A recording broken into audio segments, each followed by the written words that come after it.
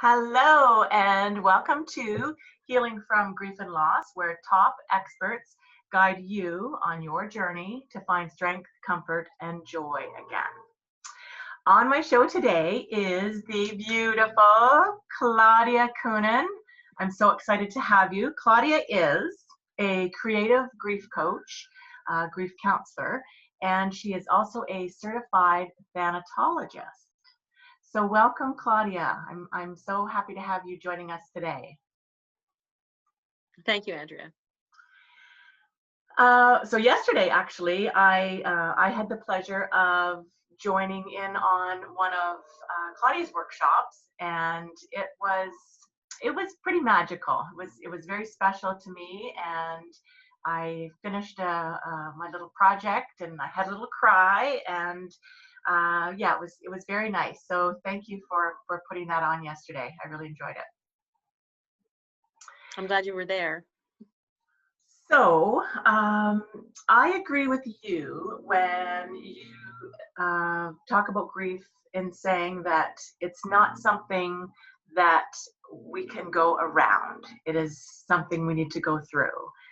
And you lost your husband back in 2005. I'm so sorry for your loss. Can you or will you take us back to that time and just share how things were for you? Well, my husband Albie died suddenly 4 days after his 50th birthday, so it was a huge shock to my system, to our lives. And having grown up in a creative milieu, I grew up as a performing musician, performing dancer, choreographer. I even had a catering business, but everything that I did was focused around creativity. In fact, when I was a child, I kept a lot of journals, and at one point I wrote in my journal that my goal for my life was to live it as creatively as possible. And I really believe in the power of using creativity in all different ways, just for helping you to get through your life. And then also for me personally, whenever I've had difficulty in my life, that's what I've gone to. So when Albie died, I immediately reached for journals, and I moved with my grief. I had to express myself through movement. I had to express myself through playing music or listening to music that he loved, and to make myself feel connected to him. And while I was doing that, I noticed how important creative process was to me. And I thought, this might really be able to help other people, because my loss and the fact that I felt so shattered, and my whole life was disrupted by his death, I was really tuned into the pain that probably other people felt. And I began to think about this idea of helping other people through their loss by developing ways to work with creative process. And at the time, I had no idea how to do that. But I knew that I had particular ideas and particular techniques. So after a few years, when I was sort of a little more capable of reading more than a sentence at a time, I decided to go back to school and figure out how to become a creative grief counselor. I had this idea in my mind of a particular way of doing it that actually doesn't really exist. So I also knew what I didn't want to do, because I was also in my early 50s, and I didn't want to study a lot of stuff that didn't have to do with grief and loss. So I sort of cobbled together my own way of creating a program for myself. I got a master's in transpersonal psychology with a focus on creativity and innovation. And I just took every single class and forced it through the lens of grief. How we come back to wholeness after we have lost someone, because that's really what happened to me. I felt like I was completely shattered after he died, and I wanted to become whole again. And I wanted to do that in as full a way as I could.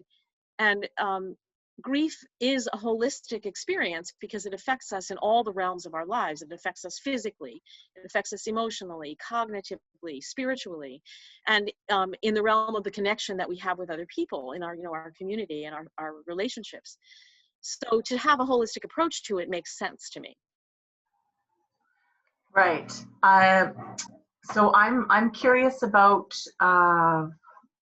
how you implement the holistic side of things. I don't know a whole lot about holistic approaches, and I'm going to guess that my audience doesn't either. So can you share just how that holistic approach can can help people through their healing time? Yes, well, I think that it's different. You know, a traditional therapist will bring you into their office and will talk with you, and they will listen to you. And then they might make some cognitive suggestions. They might offer, you know, a CBT approach, or, you know, other cognitive behavioral therapy approach, or, you know, they might have other techniques that they use, which are all very valuable. Um, Actually, it's sort of more like if you bring a symptom to a doctor, the doctor is going to help you treat that symptom in order to get rid of the pain that you're experiencing.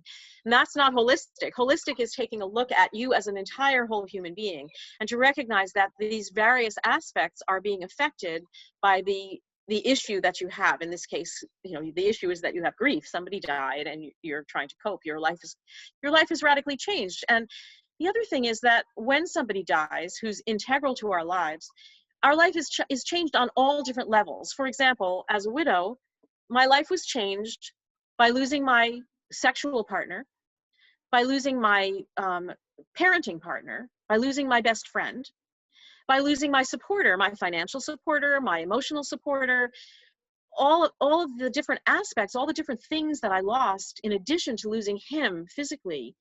That's a way that my life was affected in a holistic way. So when a client comes into my office, I usually do start with talking, and I start with them telling me what it is that they want me to know. So I listen to their story. But while I'm listening to them tell me a story about what happened to them and how they feel about it, I'm also noticing how their body language is. I notice how they're being affected physically. And I might even ask them about that. You know, well, you just mentioned that you're really angry, and I know you have a right to be angry about this situation. Where is your anger in your body?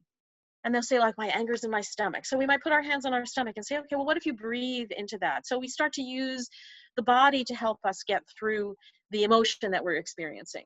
Or maybe talking, they just feel like they can't really get the words out. So we might explore it using color, or using shape, or using a worksheet that you could then write on or draw with, or reflect upon. You might use words on it or color, but it's a different way. It opens up a different part of your brain. So that's one way to do it. In other words, I want to look at the whole person, and we might not be able to do that all at once, but we gradually start talking about, you know, how is this affecting you emotionally? How is this affecting your sleep? How is it affecting your support system? All of those things. How is it affecting you spiritually? So the holistic approach and the transpersonal approach, because the idea of transpersonal psychology is that it's more than just the personal. It's larger. There's other states of being that we can experience as human beings, and transpersonal psychology looks at that in a holistic way and in a humanistic way, to say that we can be more than the sum of our parts, and we can, once our basic needs are met, we can now have an opportunity to grow and experience and gather insight and see things in a different way and express ourselves in different ways. Wow, I love that. I love that. So how does that compare to thanatology? I don't really know much about that.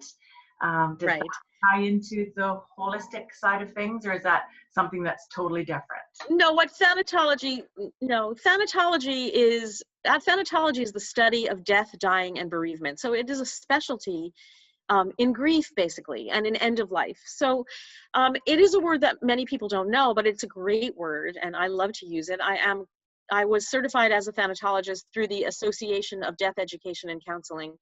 And after being certified twice through them for 6 years, I am now eligible to be a fellow in thanatology after proving, you know, further expertise. So the fact that I have written books and developed creative tools that are used in grief counseling and presented workshops and, you know, done a lot of work in the field and have studied and have more knowledge, I am now a fellow in thanatology.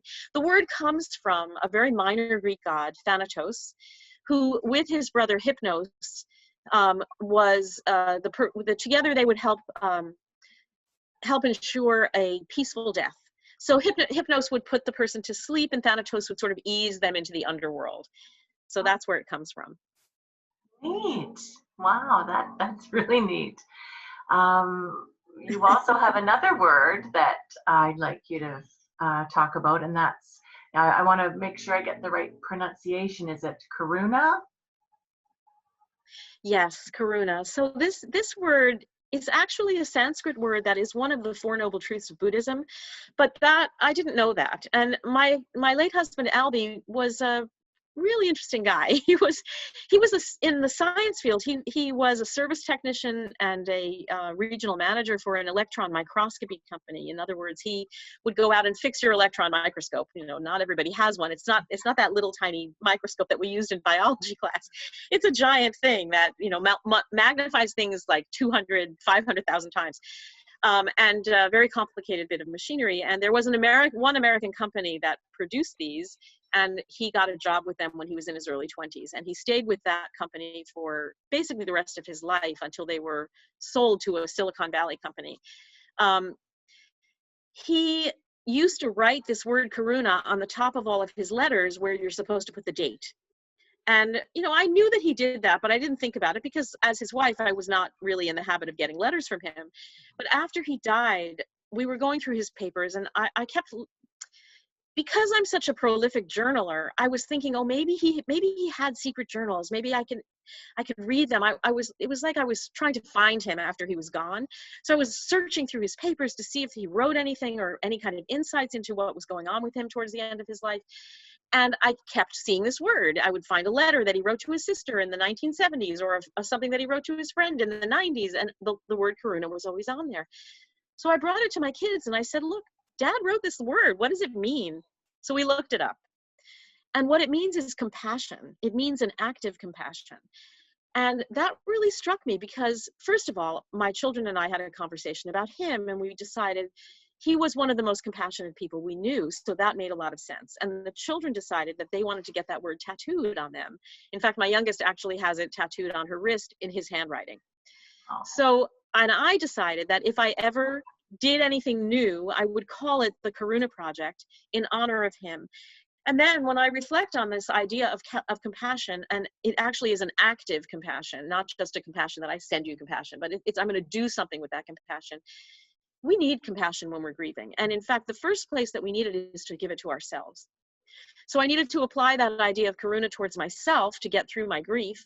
And then I think about it when I sit with somebody because, you know, I'm very much of a doer. I'm very much of a let's try this and let's try that. And sometimes that works, but in grief, sometimes we can't fix it. So sometimes just being with someone, sitting with them in compassionate presence and allowing them to express what's going on and allowing for their own process to happen is the best way to be with somebody, the best way to help someone. And that is a practice of Karuna.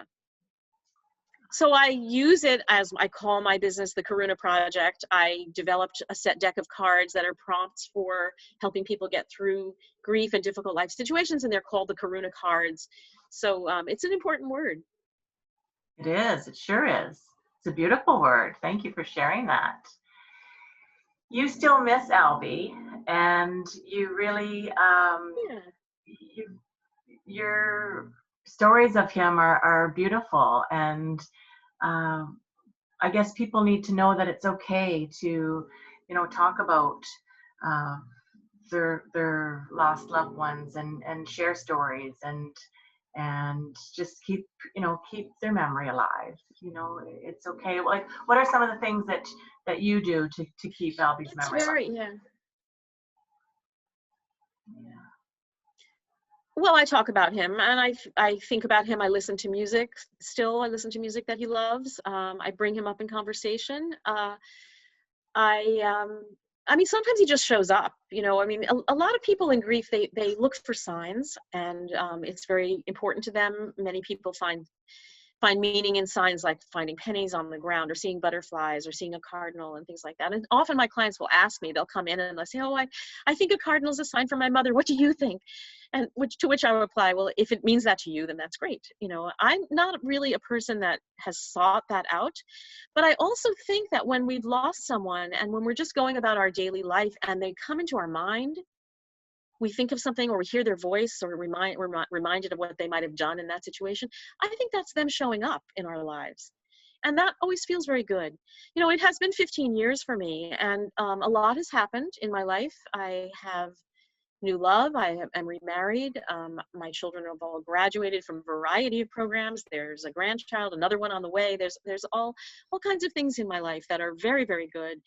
And that doesn't affect the fact that I still miss him. And it is possible to hold both of those things. Sometimes it feels challenging, but that's the way it is. Yeah, it would be challenging for sure, but it's just beautiful to hear that you can still, honor his memory, and you've gone on with your life, you've moved forward, and you're happy, and because I think a lot of people just feel stuck, and they feel, how are they going to feel whole again? How are they going to move on? And that's yeah. And sometimes people feel guilty, because they might feel guilty because they feel like they want to fall in love again, and that might, oh, well, I'm betraying my love, or I'm, and if you feel that way, then that's how you feel, and that's okay. Repartnering is not for every widow. Not everybody wants to do it. Not everybody needs to do it. I knew for myself that I wanted to do it. I'm very challenged by relationship, and I feel like I grow in relationships, so it's important to me. But it isn't for everyone. right. And that's okay too. Right. Wow. I love talking to you. I mean, we could talk forever. There's so much out there. So Mm-hmm. I'm just wondering how we want to end this. Is there anything else that you want to share with the audience today before we go? Yes. Yeah, there is. Yeah, I want to talk about creativity. I want to talk about the use of creativity and how important it is. Creative process, it doesn't mean that you have to be an artist. It doesn't mean that you have to draw a beautiful picture that could hang on the wall of a museum, because most of us can't do that. And that's not even the point. The fact is that human beings have been expressing themselves in creative ways forever. Ancient people who didn't understand why a thunderstorm was coming or what the meaning of a comet was, they developed rituals and dances and music and chants to try to help themselves cope with these situations that they couldn't explain. And that was an active creative process for them to do that. It helped keep the community together, and it gave them a sense of purpose and also a sense of controlling their environment. There are these sort of magical ways of dealing with things, or spiritual ways, if you will, were very helpful. And so using your creative impulses can really help you when you're having difficult times. And that can be something really simple. For instance, when you're grieving, many people feel the need to tell the story of what happened. And sometimes people tell the story over and over again, and it is possible to get stuck in that story. I know I found myself very stuck. I found myself telling the story in the same way over and over again, and it was losing its emotional power. So I began to think of telling the story differently. So in the beginning, you tell the story of the event. This is what happened. We went to New Mexico. He was stressed. He had a heart attack. He died. I was alone. That's the factual story, which is a part of the story. But then that's not the emotional story. And it isn't even the story of the relationship, the story of our 22 years together. There's a lot of narrative there. So when I try to tell the story in a different way, I'm applying creative process to help myself view the relationship and view the event of his death and its impact on my life. And that then leads me to try to figure out how to create more meaning and purpose.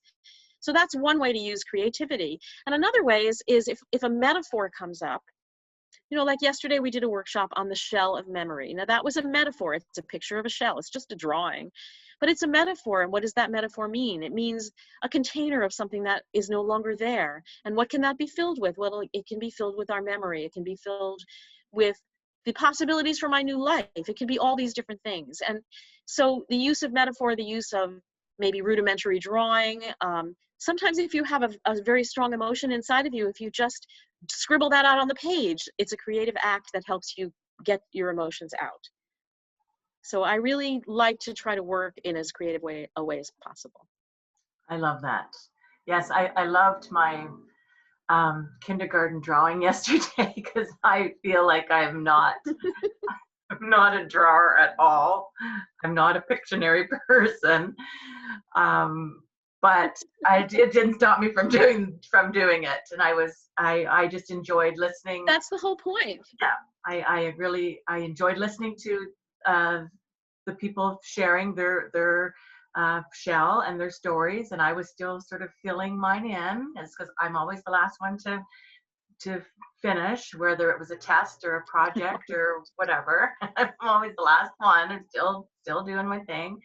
And it was just beautiful hearing how others put their pen or pastels or pencil crayons to paper, and it was beautiful, and there was some tears shed, and I walked away from that feeling peaceful, and as I said, I cried a bit, and I went and talked to some of my other farm animals who lifted me up, and yeah, it was a really nice workshops. Thank you for that. I like that creative. I think people need to sort of bring that forward, the whole creative aspect, and you don't have to be an artist. It's not what it's all about, like you say, but yeah. It doesn't matter what it looks like. It absolutely doesn't matter what it looks like. And as you just expressed, the fact that you can shift the way that you feel, and it brings up sadness and you cry for a while, but you do feel differently because you've worked with different parts of your brain. Basically, you've worked with color, you've worked with shape, you've worked with memory. All of these things activate different parts of ourselves, and that in and of itself is holistic. Mm-hmm. Yes, now I've got a clear sense of holistic. It was just a word that I just never really use. Holistic, organic, like those words just feel a little bit foreign to me, but I just love your message, and you're very inspiring, and I love listening to you talk, and I'm so grateful that you joined me today. And if people want to get in touch with you, we'll have your website posted, and if they want to reach out to talk with you and learn more about what you do or what you can offer, that would be wonderful. Thank you so much, Claudia. I know you're a busy gal. Well, thank you, Andrea. I know you're busy, and yeah, I really appreciate. It was an honor to have you today. You're just full of wisdom, and I love your genuine, authentic self. And thank you again for being here. Thank you very much. So on that note, I want to thank my audience too for tuning in today. I hope something touched your soul. I know it did me. Love listening to this woman. And until the next time, be safe, be kind to yourself, and remember, you're not alone. We'll see you soon. Bye for now.